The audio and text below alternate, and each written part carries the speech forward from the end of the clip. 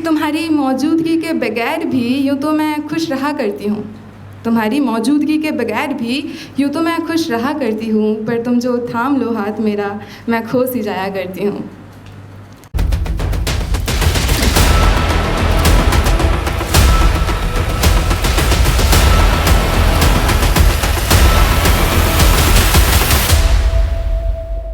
Hello, नमस्ते और सलाम। मैं तुषिता मुखर्जी और this is my second open mic actually. So before मतलब परफॉर्मेंस स्टार्ट करने से पहले मतलब यहाँ जो भी शायर बैठे हैं मैं उनको मतलब कुछ लाइंस डेडिकेट करना चाहूँगी, which is more like my introduction as well. मैं कविताएँ लिखती हूँ, तो उसी पे है कि कविताएँ होती क्या हैं, इन्हें बयां कैसे करते हैं, नहीं मालूम शायद मुझे। लिख के खुद को बयां करना अच्छा लगता है, लिखने का अंदाज़, बयां करने का अंदाज़, कुछ सीख तो कुछ समझ रही हूँ।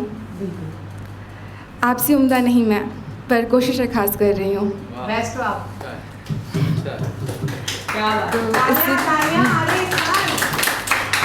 तो इसी के साथ मैं अपनी कोशिश आपके सामने रखना चाहूँगी, अपनी कविताएं।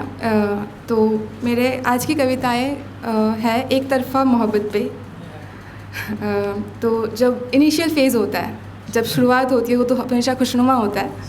तो उस पे है कि अक्सर ख्यालों में तुम हुआ करते हो, कि अक्सर ख्यालों में तुम हुआ करते हो, लफ्ज़ों से इकरार नहीं कर पाती, इसलिए आँखों ही आँखों में तुझे बताया करती हूँ।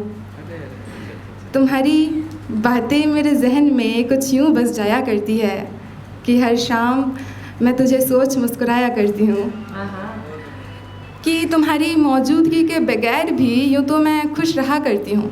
तुम्हारी मौजूदगी के बगैर भी यूँ तो मैं खुश रहा करती हूँ, पर तुम जो थाम लो हाथ मेरा मैं खो सी जाया करती हूँ। और अंजाम की फ़िक्र किए बिना तेरे संग कुछ लम्हे बिताने की ख्वाहिश रखती हूँ, कि प्यार लफ्ज़ के मायने मैं अक्सर तुझ में तलाशा करती हूँ। कि हर बात पे कुछ बात अधूरी छोड़ तेरी मेरी बातें होने का बहाना करती हूँ, कि अक्सर ख्यालों में तुझे पाया करती हूँ, कि अक्सर ख्यालों में तुझे पाया करती हूँ।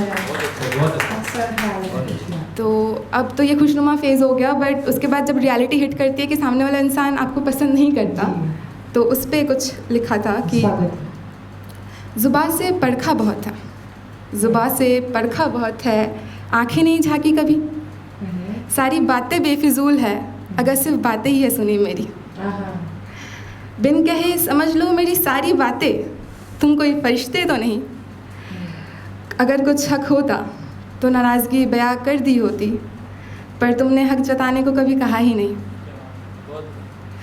और अब ऐसा लग रहा है कि कुछ छूट रहा है, और अब ऐसा लग रहा है कि कुछ छूट रहा है, ऐसा कुछ जो मेरा है ही नहीं, ऐसा कुछ जिसे मेरा कभी होना ही नहीं। पर मतलब वो चाहत तो रह ही जाती है, तो उस पे है कि अच्छा छोड़ो, एक गुजारिश कर सकती हो तुमसे। तुम अक्सर कहते हो हमारा साथ होना मुमकिन नहीं, माना, पर मैं तुम्हारी एक सुनहरी याद बन तो ठहर सकती हूँ। तेरी ज़िंदगी का ना सही, तेरी ज़िंदगी का ना सही, तेरी बातों, तेरी कविताओं का एक अनकहा किस्सा तो बन सकती हूँ।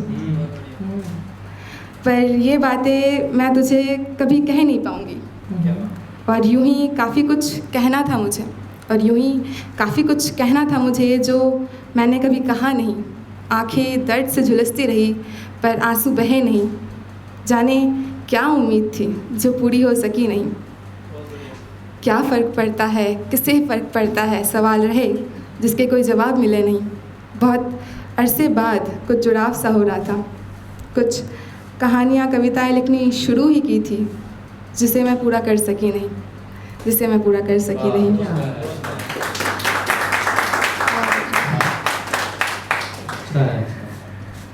तो इसके बाद मतलब आप समझ जाते हो कि आपका मतलब वो इंसान आपको पसंद नहीं करता, तो आपको आगे बढ़ना होता है। तो उस पे है कि और ये रियलाइजेशन मतलब हमेशा अच्छा नहीं होता, दर्द भरा होता है। तो उस पे है कि हमारी अब इश्क बस अल्फाज रह गए, अब इश्क बस अल्फाज रह गए, तुझसे जुड़े मेरे कुछ ख्वाब बस ख्वाब रह गए। हमारी मशगूलियत में तुम रहे, मैं रही, हम तो कहीं खो से गए। मेरे जज्बात मेरी डायरी में रहे, तेरे आगे लब मेरे खामोश हो गए। दर्द के डर से मानो सारे एहसास मेरे कहीं खो से गए।